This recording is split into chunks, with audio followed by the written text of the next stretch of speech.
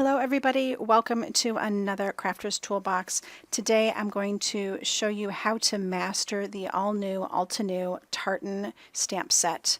And you can see that I've done the basic design right here.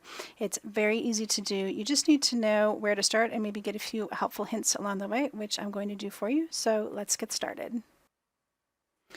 Alright, so we'll be using the layering guide for reference, and I'll be building it exactly the way that the layering guide suggests. So starting with the background square setup, then we'll be doing all the squares and then adding in the extra line pieces. So I've chosen today the red sunset ink set, and then we'll be adding in jet black. And I have the first piece already in place in my stamp positioner. And this is the only time I use my stamp positioner for this, because the rest of it's very easy to do with just some stamp blocks.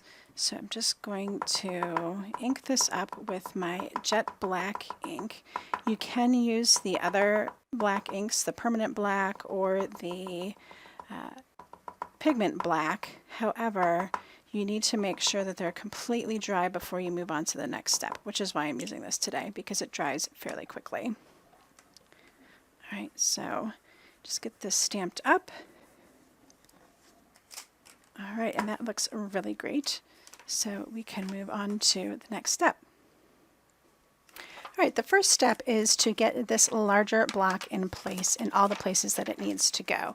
And even though the layering guide references just the center here for these two colors, I've been using it on these two, these here, as well as two of the other ones here, because I find that I get really good coverage because it's so large. See, look at how that fits that entire space. It works really, really well to fill in all those holes.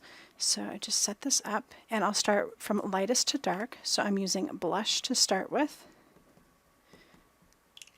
and that will go down here, completely filling in that square. All right, and then I will fill in the one 2 spaces above it. So these are the ones that are recommended on the layering guide.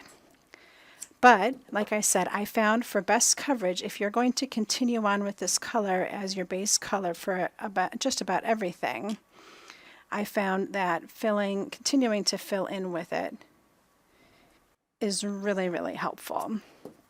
Even if I was switching up my colors at this point, I would still be using this one to fill in these next couple of spaces. All right. And then I'll do these two, and when I come back, we will start on the next color. All right, now that I'm done with the blush, I am done with this large square. And I'm going to move on to the small square, which is actually a rectangle. So keep that in mind, that you want this to be lined up with the shorter sides on the top and the bottom. And that will fit perfect in this space here without any further overlap on the top or bottom. So I'm going to start with my next darker color, which is rouge, to fill in the 4 spaces that are remaining.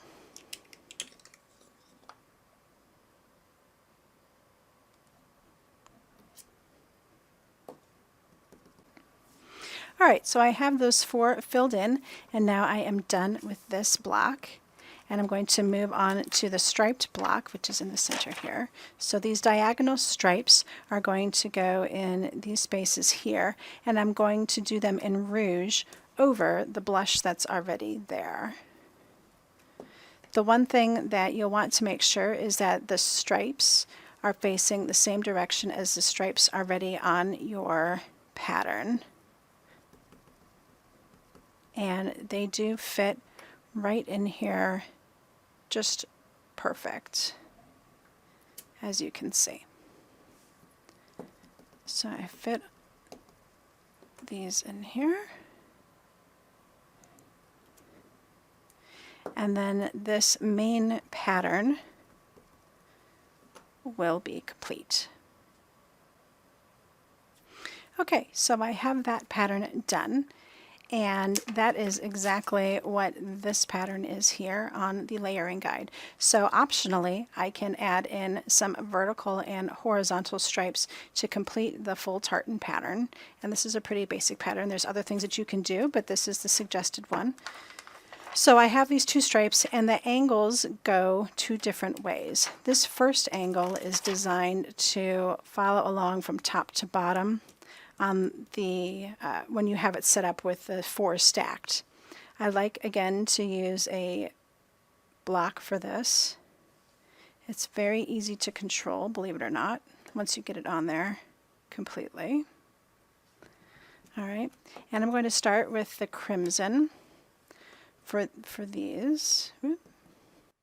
It is kind of narrow, so don't float off of it. You don't want to rock it, otherwise you'll end up distorting the image. But I'm just going to go down each one in a row.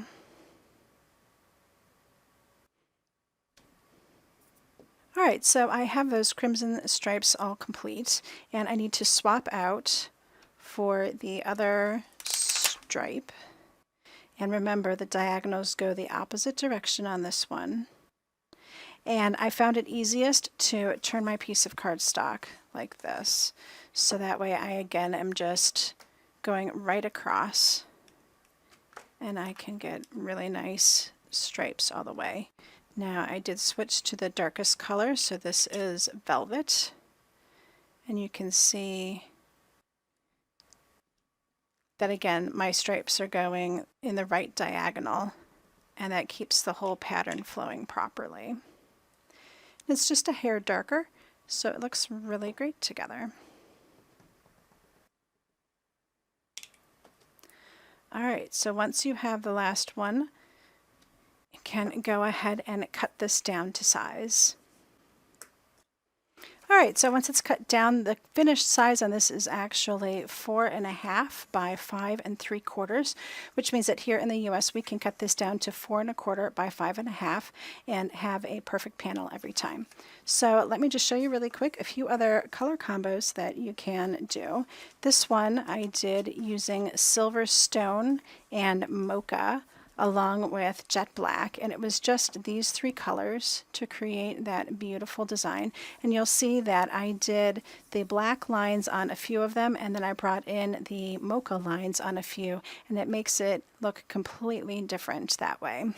And then a third one that I did is this one here, and this was a combination of Aqualicious and a Cosmic Berry, again along with the jet black, and I used clear embossing to get the white lines in here. So I started off by doing the clear emboss, and then I did all my colors on top of it, and that way I was able to have some white lines in the background that really showed up quite nice. And then I did give some accents with those little tiny square stamps.